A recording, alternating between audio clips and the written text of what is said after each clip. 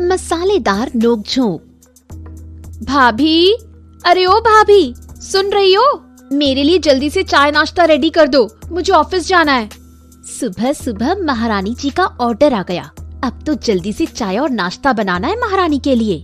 बहरी हो गई हो क्या? कब से कह रही हूँ चाय नाश्ता बना दो जल्दी से। I am getting late. आपसे तो कोई काम जल्दी होता ही नहीं है। हाँ, तो तुमसे कौन सा काम होता है? तुमसे तो कोई काम होता ही नहीं है।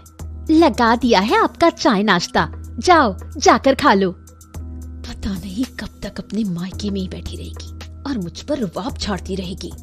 ऑफिस के नाम पर मेकअप की दुकान बंद कर जाती है महारानी। मुझे मेकअप की दुकान बोल रही हो भाभी?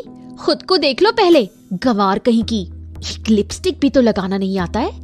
जब भी कहीं बाहर घूमने जाना होता है या किसी की शादी में जाना होता है तो मेरे आगे पीछे क्यों घूमती हो? मुझे तैयार कर दो, मुझे तैयार कर दो कहकर। मुझे जरूरत नहीं है मेकअप की।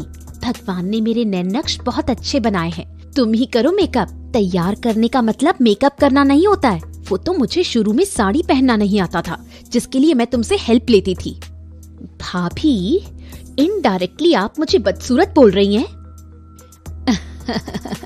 इनडायरेक्टली वाली क्या बात है? मैं तो तुमसे डायरेक्टली ही बात कर रही हूँ। माँ, ओ माँ, अपनी बहू को देखो, मुझे कुछ भी कह रही है वो। कुछ भी नहीं, मैं तुझे बदसूरत कह रही हूँ। क्यों री चुड़ैल, तू मेरी बेटी को बदसूरत कह रही है? जैसे तू बड़ी हूर की परी है। मैं तो हूर की परी ही हूँ, तभी तो आपके बेटे ने मुझसे शादी की, वो भी 50 लड़कियों को देखकर रिजेक्ट करने के बाद। वो तो मेरे बोलने पर मेरे भैया ने आपसे शादी की थी भाभी। मैंने ही अपने पापा को और भैया को मनाया था, नहीं तो आपको इतना अच्छा खानदान नहीं मिलता।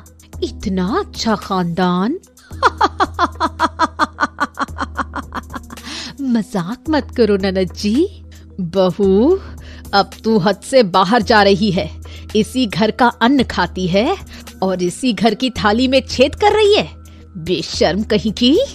माँ जी, ध्यान से सुन लो, आखिरी बार बता रही हूँ, ना तो ये आपके घर का अन्न है और ना ही ये थाली आपके घर की है। देख रही हो माँ, कैसे कैंची की तरह जुबान चल रही है इसकी।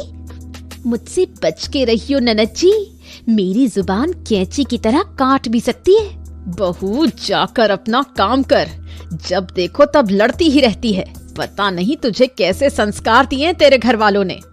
माँ जी, आप लोगों ने तो दहेज में घर, गाड़ी, सोना, चांदी, अनाज, बर्तन, ये सभी चीजें मांगी थी, संस्कार थोड़ी ना मांगे थे। आने दे आज मेरे बेटे को, तुझे तो पिटाई लगवा के ही रहूंगी। हाँ हाँ, आने दो आज आपके बेटे को। मैं भी बताऊंगी कि आप लोग दिन भर मुझसे क्या क्या काम करवाते हो। और हाँ, अपने पापा को भी बताऊंगी। हाँ हाँ, जिसे बताना है बता दे और निकल जा इस घर से।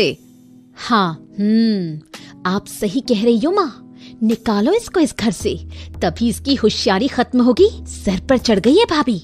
मुझे निकालने की जरूरत नहीं है, मैं खुद ही जा रही हूँ अपने मायके। अरे, अगर बहू चली जाएगी तो काम कौन करेगा?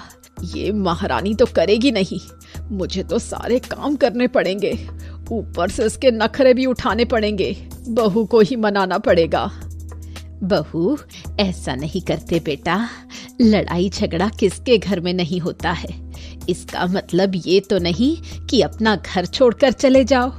जाओ, अपना बैग अंदर रखाओ, मैंने सब्जी काट दी है, तुम छौंक लगा दो।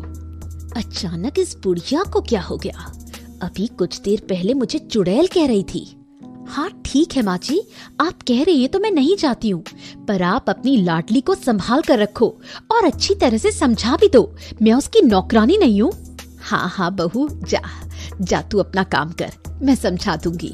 माँ, आपको क्या हो गया? आप तो बिन पैंदी का लोटा हो गई हो।